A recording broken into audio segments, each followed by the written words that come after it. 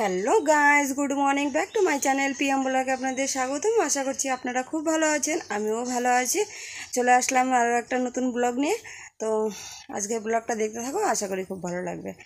তো এই যে সকালবেলা ওঠা হয়েছে, বাসি কাজ টাজ ছেড়ে টেরে তারপরে একটু চা বিস্কুট খাওয়া হলো।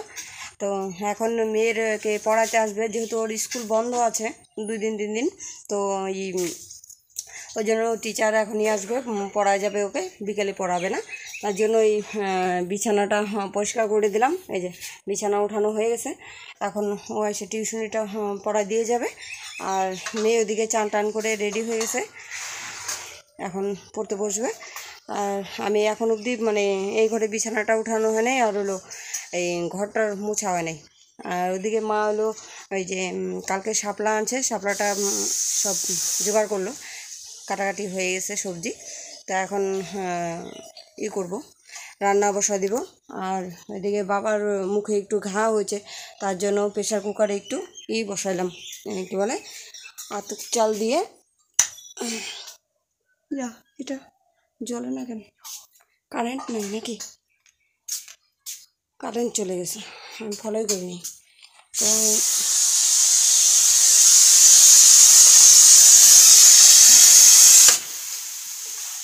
এই যে প্রেশার কুকারে একটু আতপ চাল দিয়ে একটু ভাত বসাইছি, মার ভাত। তো মার ভাতটা হোক। বাবা গেছে মিশে চিড়া আনতে গেছে, মেলে মুড়ি দিয়ে একবারে চিড়া নিয়ে বাড়িতে আসবে। তো চলো কাজগুলো কমপ্লিট করি, চটপট চটপট কাজগুলো কমপ্লিট করে তারপরে আসি। আমার ওই সেটা না, ওই যে ফোন রাখার যে ওটা একটু নড়ে চড়ে, কেমন যেন মোবাইলটা রাখলে পরে একটু রিক্সি হয়ে যাচ্ছে 2 দিন থেকে, কী যেন জানি না, পটটা কেন খারাপ হয়ে গেল হঠাৎ করে। তো যাই হোক, ওটাকে ব্যবস্থা নিতে হবে। তো চলো চটপট কাজগুলো কমপ্লিট করে নিই, তারপরে আবার তোমাদের সামনে আসছি। গাইস, তোমাদের সামনে অনেক পরে আসলাম। সকালবেলায় সেই একটু তোমাদের সামনে আসলাম, তারপরে আর কোনো কিছুই আজকে শেয়ার করতে পারি নাই। কারণ কি বলবো, কারণটা হচ্ছে হলো এটা না একদম ঢিলঢিলা হয়ে গেছে, এটার মধ্যে মোবাইলটা রাখা যাচ্ছে না, পড়ে যাচ্ছে খালি, ঠিক আছে। তো এটার মধ্যে রাখে আমি শ্যুটটা করতাম, তো সেটাও এখন হচ্ছে না 2 দিন থেকে, 2-3 দিন হয়ে গেল। আর কাজকর্ম দেখাতে পারছি না সেরকমভাবে। আর হচ্ছে কাজ টাজ করার পরে যে তোমাদের সামনে আসবো সেটাও পারছিলাম না। আমার পেটে এত ব্যথা, ধারণা করতে পারবো না, আমার এরকম ব্যথা কখনো হয় না। কিন্তু আমার এই এক সপ্তাহ থেকে চিনচিন করে ব্যথা করতেছে, এই সাইডটা ব্যথা করছে আর এই সাইডটা ব্যথা করছে, বুঝতে পারলে? তো এই 2 সাইডটা ব্যথা করতেছে, চিনচিন করে ব্যথা করে, কিন্তু অতটা গুরুত্ব দেইনি। কিন্তু আজকে দেখতেছি প্রচণ্ড হারে ব্যথা করছে, 2টা সাইড এত ব্যথা, বলার মতো না। যখন ব্যথাটা উঠতেছে, যখন ব্যথা না থাকে তখন আমি কাজ করতে পারছি, আর যখন ব্যথা উঠতেছে তখন আর থাকতে পারছি না, প্রচণ্ড হারে ব্যথা করছে। পাথর জন্য পাতা খাইলাম সকালবেলা, বাবা বললো ওইটা খাওয়া ভালো, ডাক্তারও বলে ওইটা খাওয়া ভালো। পাথর জন্য পাতা খাইলাম, তারপরে অনেকক্ষণ শুয়েছিলাম। বাবার মা গেছিলো এক জায়গায় একটু কাজে, তো যাওয়ার পরে আমি অল্প একটু ভাত খাইয়ে শুয়েছিলাম একটু, তারপরে আবার উঠে বাদবাকি কাজগুলো কমপ্লিট করলাম। কিন্তু পেটে ব্যথা চিনচিন করে সারাটা দিন ব্যথা করতেছে। আমি যে মোবাইলে কথা বলবো না, সেটাও আমার ইচ্ছাই করছে না যে আমি কথা বলবো। কাজ তো শেয়ার করা দূরে থাক, আজকে আমার এতটা শরীর খারাপ লাগছে, এখনও ব্যথা করতেছে চিনচিন করে। আর মাঝে মাঝেই এরকম পায়ে টান দিচ্ছে, পাটা শুদ্ধে ব্যথা হচ্ছে, কিছু বুঝতেছি না। হঠাৎ করে এরকম পেটে ব্যথা কেন হলো? 1 সপ্তাহের উপরে হয়ে গেলো এরকম চিনচিন করে ব্যথা, পেটের ব্যথা এখন ভালো লাগছে না। ডাক্তার কাছে যাইতেও না প্রচণ্ড ভয় করে, কারণ কিসের থেকে কি ভুলভাল চিকিৎসা হচ্ছে, সব জায়গায় সবার একই বক্তব্য হয়ে যাচ্ছে। কয়েকজন দিদি ভাইয়ের চিকিৎসা দেখলাম, সবগুলাই খালি হালকা পাতলা রোগ, সেগুলাকে এরকম এরকম ওষুধ খাওয়াছে, সেগুলার হচ্ছে লাস্ট ফিনিশিং ডেট হয়ে গেছে।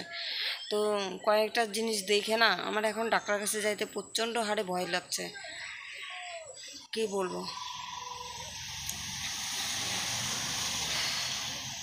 এই শিলিগুড়ি বৃষ্টিদেরও মানে এই ব্লগগুলা দেখতেছি, মানে ওরও কি ভুলভাল চিকিৎসা মিডলে হয়েছিল, মানে নানান ডাক্তারের নানান কথা বলছে, মানে এগুলা না দেখলে পরেই প্রচণ্ড হারে ভয় লাগে। এখন ডাক্তারের কাছে ডাক্তারদেরও বিশ্বাস কিভাবে করব। আর দেশের হাল এতটাই খারাপ হয়ে গেছে না, দেখি ডাক্তার দেখাতে যাইতে হবে। কালকে তো বিশ্বকর্মা পূজা, তো যাওয়া যাবে না, তো যাইতে যাইতে হয়তো বুধবারে যাবো একটু ডাক্তার কাছে। আজকে যাইতে চাইছিলাম কিন্তু মা আর বাবা এক জায়গায় গেল, তার জন্য আর আমি বেরোতে পারলাম না। উঠানটা ওই যে পরিষ্কার করে নেই প্রত্যেক দিন, মানে উঠান ঝাড় দিয়ে আমি চান টান করি, মানে ঘাস কাটা এসে তারপরে আবার ওই উঠান ঝাড় দিয়ে আমি চান করি। আজকে ওই ঘাস কাটা আসার পরে মানে এমনিতেই চান করে ফেলাচ্ছি, আমার মানে এতটা শরীর খারাপ লাগছিল, প্রচণ্ড শরীর খারাপ লাগছে। আর ব্যথাটা ওঠার পরে না মানে প্রচণ্ড গলা শুকায় যাচ্ছে আমার। এখনও জল খেয়ে আসলাম, মানে চিনচিন করে ব্যথা করতেছে, যখনই ব্যথাটা উঠে চিনচিন করে তখনই আমার গলা শুকায় যাচ্ছে, প্রচণ্ড গলা শুকায় যাচ্ছে, মানে বুঝতে পারছি না। বাবা গেল জল আনতে, আর মা একটু শুয়েছে, মারও শরীরটা বেশি একটা ভালো না, কয়দিন থেকেই মানে মার শরীর খুবই খারাপ। কি করব না মানে বুঝতে পারছি না এখন, নানান টেনশন নানানই, আর ভালো লাগছে না এখন। গলাটা এতটাই মানে শুকায় যাচ্ছে না, মনে হচ্ছে কি মানে 4-5 ঘন্টা মনে হয় আমি কোনো ওষুধ মানে সে জল বা কোনো কিছু মুখে আর কি দেই নেই, এরকম মানে শুকায় যাচ্ছে, এত গলা শুকায় যায়। জলও তো প্রচুর জল খাচ্ছি, দিনভর জল খাচ্ছি, মগে ভর্তি জল খাচ্ছি, কিচ্ছু হচ্ছে না। আমার কখনো এরকম পেটে ব্যথা হয়নি, কিন্তু পেটে ব্যথা এই 1 সপ্তাহ থেকে ভুগতেছি, চিনচিন করে ব্যথা করছিল, কিন্তু আজকে সহ্যই করতে পারছি না, এত ব্যথা। আজকে রান্না বান্না করছি, তোমাদের সাথে কিচ্ছু শেয়ার করিনি, কারণ হচ্ছে নিরামিষ, আজকে সোমবার ছিল নিরামিষ।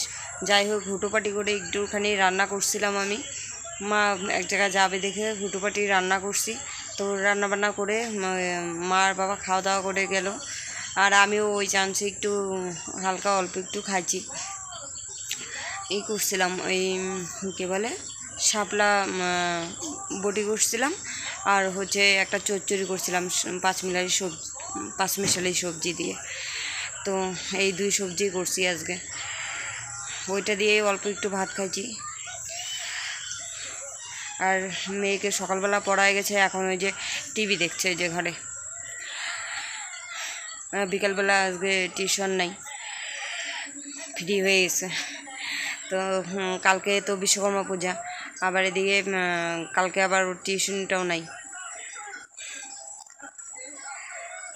কালকে সারাদিন ঘরেই আছে। এখন দেখি কি করা যায়,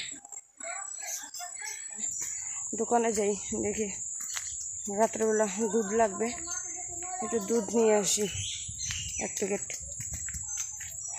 আর দেখি কিছু আনা যায় নাকি, কিছু লাগবে নাকি দুজনকে জিজ্ঞাসা করতে। তো চলো যাওয়া যাক, নিয়ে আসি।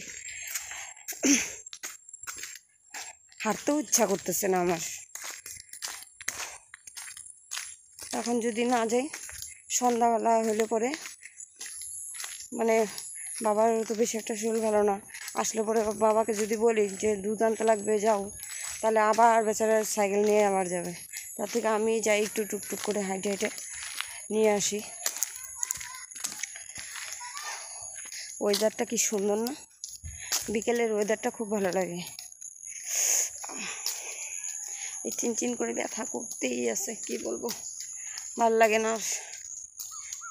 না পারি কাউকে কোনো কিছু বলতে, না পারি কিছু সহ্য করতে, জানো তো। আমি এমন পরিস্থিতির মধ্যে পড়ে গেছি না, ওই যে বলে না ফাটা বাঁশের চিবিতে পড়ে গেলে যেরকম হয়, সেরকম হয়ে গেছি আমি। না পারবো কাউকে কিছু বলতে, না পারবো কোনো কিছু সহ্য করতে। কাকে কি বলবো বলো, বলার লোকটা তো চাই। কিছু কিছু কথা থাকে যে কথাগুলো মানে বুকের ভিতরেই রাখতে হয়। বুক মানে কথায় আছে না, বুক ফাটা যায় তাও মুখ ফোটে না।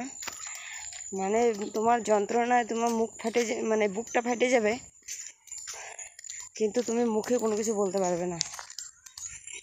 এই হলো কথা। তো যাই, চলো নিয়ে আসি আগে। রাস্তাটা দেখছো কেমন হয়ে গেছে, প্রচণ্ড খারাপ। এই জমিটার মধ্যে কি সুন্দর শাক হয়েছে, ওই যে ডিমি শাক হয়েছে, কত শাক।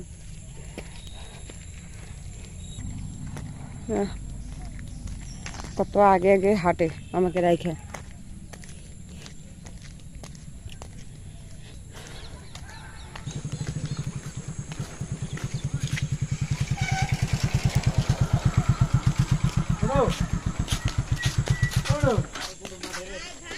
তেলের বোতলটা দিয়ে গেলাম, তেলের বোতলটা দিয়ে গেলাম।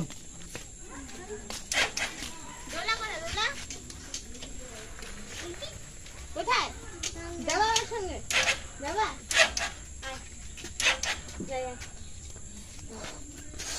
দোকানে আসে দেখতে যাবা? কি নেব?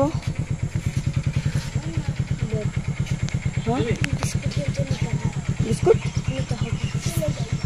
বিস্কুট নিতে হবে। দাদা আমুল দুধ আছে? না না, একটা ছোটো প্যাকেট।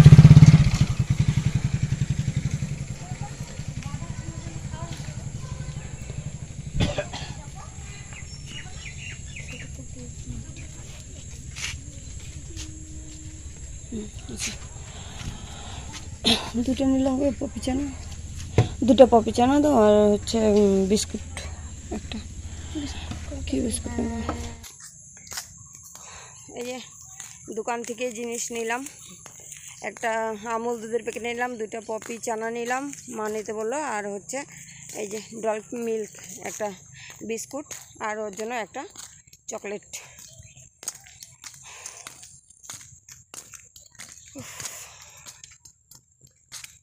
দুধটা না হলে না রুটি খেতে চায় না।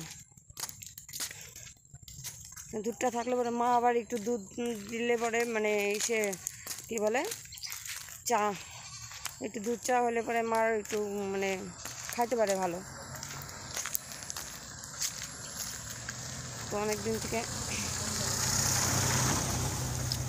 2-3 দিন থেকে খালি লাল চা খাওয়া যাচ্ছে। মা বলতেছে আজকে যে ভাল লাগছে না, ভাল লাগছে না, খাইতেই পারে না মা। মা একটু দুধ চা হলে পরে ভালো খায়। আর মা যদি ঠিক মতো দুধ চা না খায় তাহলেই মানে মার মাথা ব্যথা স্টার্ট হয়ে যায়। আজকে বলতেছে মাথাটা ব্যথা করতেছে। এই যে অনেকক্ষণ পর পর না একটা করে কামড় দেয়, জানো তো পেটে, কিছু বুঝতে পারছি না। তো ঠিক আছে, ঘরে যায় আবার দেখা হচ্ছে। গ্যাস পেটে প্রচণ্ড ব্যথা করতেছে। তো ভিডিওটা আর বড় করছি না, এখানেই শেষ করছি। সবাই ভালো থেকো, সুস্থ থেকো, সাবধানে থেকো। দেখা হচ্ছে নতুন একটা ব্লগের সাথে। ততক্ষণের জন্য টাটা।